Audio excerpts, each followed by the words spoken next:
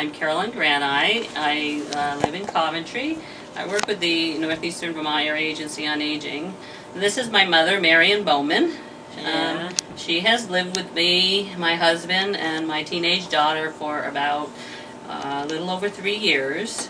We have her on the long-term care Choices for Care program because she has Alzheimer's.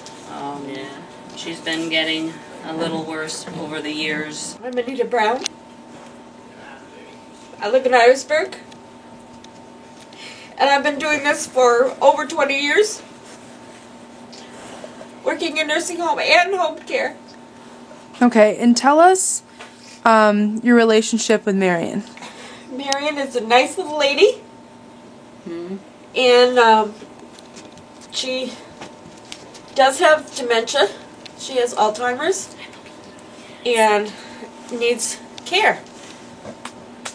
And so, how would your life be affected if your respite, the companion hours that you provide, the services that you provide, how would your life be affected if this was cut in half?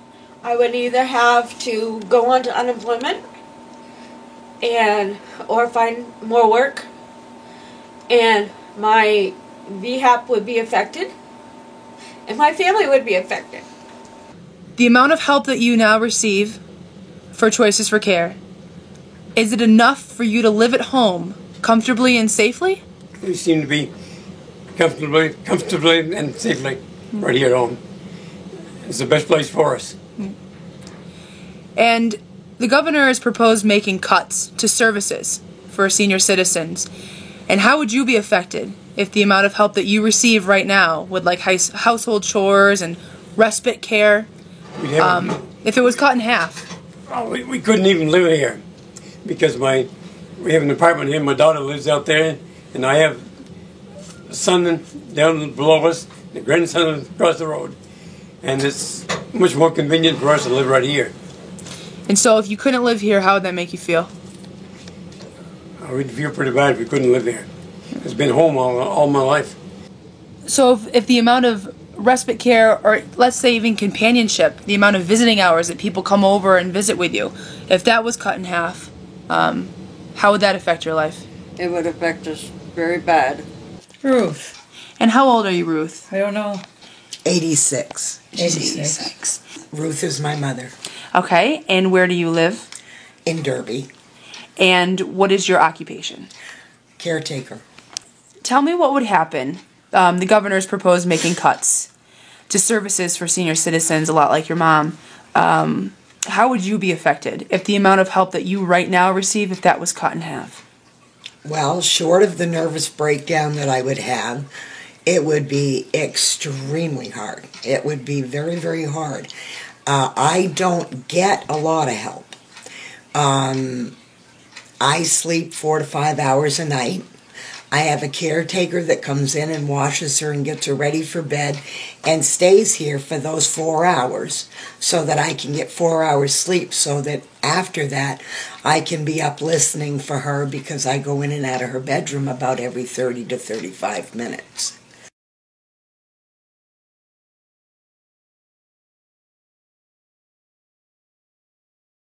Do you have a message that you'd like to send down to Montpelier to the governor or state legislators that are considering these cuts?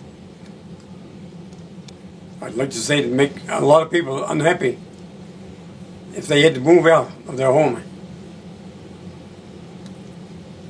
By living here all our lives, it surely is home, you see. I think they should consider cutting other things rather than people to help senior citizens who can't do things for themselves but are happy at home. I think they'd make a lot of senior citizens unhappy, and they might not live so long too. I talked last night. I was fired up. And the fire that I have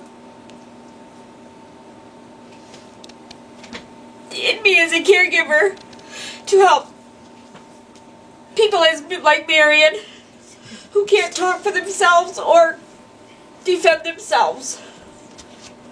Because in a nursing home you have to have the aides help the residents defend themselves. Take the cuts and cut somewhere else. because the elderly need it the most and the disabled need it the most.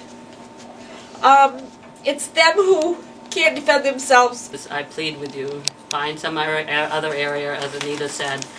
There's got to be something, because even my other clients that I help take care of, to find caregivers for, they can't do it. There's just so many families, so many people trying to keep them at home, doing their best, trying to work too, and I cutting the hours and putting people in nursing homes that are already full. I just don't know what good will come out of this. Where are we going to put them? They're just going to be lost. And as far as I'm concerned, the governor can get the hell off the TV, because he's lying like everybody else is. To help the elderly people more that really need the help. These are elderly people that have worked all their lives. When we get to the age that she is, she deserves to be taken care of, and it should be that way. And I also, as far as Peter Shumlin, I want him to know that I was probably one of the only people in this entire area, that is Troy, North Troy, Newport Center, Newport, Derby, Derby Line, Orleans, Holland, that put myself out to call people, to see people, to put signs out, because I believed in Peter Shumlin. I believed in everything, or darn near everything, that he had to talk about. When it comes to cutting hours, cutting services, cutting anything, he's talking about putting on new jobs. Well, if Choices for Care leaves, that's 4 jobs just in my home alone. That's 4 jobs in my home alone that those girls will be cut hours. God only knows how many there are throughout the state, but I think you're talking about a pretty darn good employment amount of people. How would they like to be taken out of their home and put in a nursing home and not be able to see their family? Do you have a message for the governor and any state legislator who are now considering these cuts? I'd like to go over to see him in Montpelier and tell him not to cut them. You're cutting us out of everything.